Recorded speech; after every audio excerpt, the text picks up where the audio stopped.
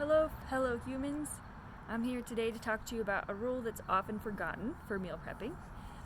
And that is, well, the concept that you need to actually eat a meal for it to be beneficial to you, and a lot of times we won't eat what we don't like. So when you're choosing meals to prep, make sure you choose ones that you like so they won't go to waste.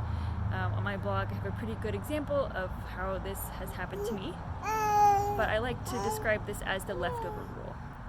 Meal prepping is basically eating leftovers, or eating meal prep meals is basically eating leftovers.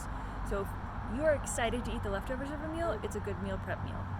This is also a good generalizable rule, because it's based on your preferences. So what are a yes to my leftover rule? Like, I love leftovers of lasagna or chicken tortilla soup or curry, but things like pulled pork or baked chicken, not so much for me.